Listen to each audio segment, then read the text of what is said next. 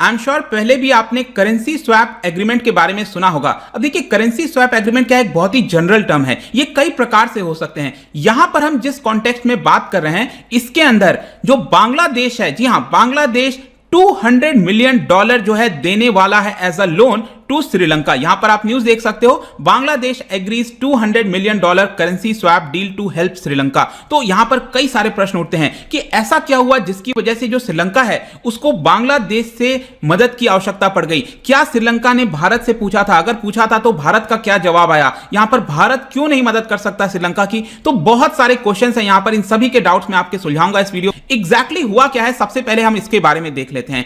जिस तरह से हमारे देश के अंदर जो सेंट्रल बैंक है जिसका नाम है रिजर्व बैंक ऑफ इंडिया, वैसे ही बांग्लादेश के अंदर इसका नाम है बांग्लादेश बैंक। तो बांग्लादेश बैंक ने जो श्रीलंका की सेंट्रल बैंक है उनके साथ इन प्रिंसिपल अप्रूवल कर दिया है for a currency swap agreement of $200 million.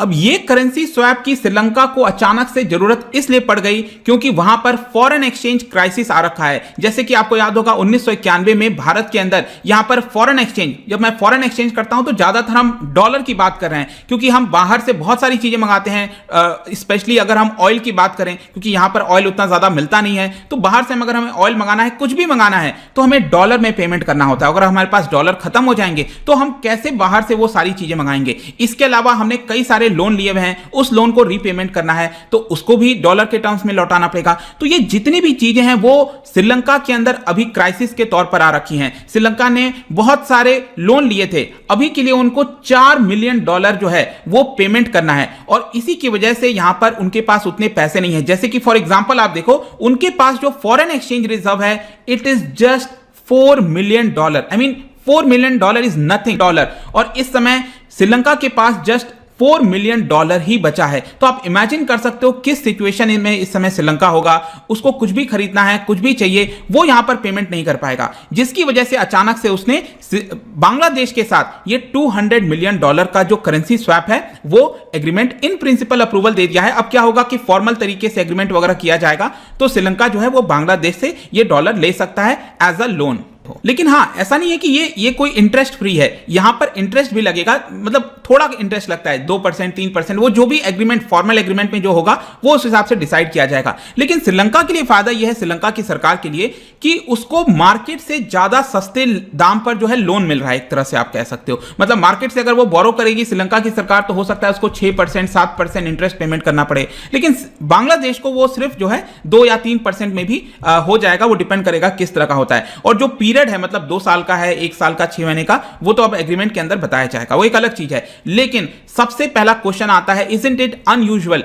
शायद हमने कभी सुना भी नहीं था, ये शायद पहली बार ऐसा हो रहा है कि बांग्लादेश जो है वो एक तरह से लोन दे रहा है। की चीजें होती हैं, लेकिन मैं आपको बताऊं पिछले 2 दशक में, पिछले 20 वर्षों में अगर आप देखोगे तो काफी तेजी से यहां पर बांग्लादेश ने अपने इकोनॉमी को ग्रो करने की कोशिश की है। और पिछले साल 2020 में तो ये फास्टेस्ट ग्रोइंग नेशन था among all the south Asian countries. 2020 में इसकी इकोनॉमी आपको पता है कितनी ग्रो की? +5.2%। मतलब आप सोचो, भारत की इकोनॉमी कहां -8% हम बात कर रहे हैं और यहां पर +5.2%, और अगले साल भी ये जो प्रेजेंट ईयर चल रहा है इसमें भी 6.8% होने के अनुसार है अकॉर्डिंग टू IMF। अब इससे फायदा क्या होता है? देखिए, जब भी कोई इकोनॉमिक ग्रोथ होता है ना, उससे आप कह सकते हो इनइक्वालिटी तो बढ़ती है, लेकिन इसका सबसे बड़ा जो फायदा है, और मेरा भी ये मानना है, कि कई सारे जो गरीब लोग हैं वो पॉवर्टी लाइन से ऊपर निकल कर आते हैं। जब भी इकोनॉमिक ग्रोथ होगा, कई लोगों का कंप्लेन होगा कि इनइक्वालिटी बढ़ेगा, बट हमारे लिए इस समय चिंता की आवश्यकता क्या है कि पॉवर्टी से सबसे पहले 2 वक्त का रोटी तो दो, बाद में हम सोचेंगे इनइक्वालिटी और इक्वालिटी के बारे में।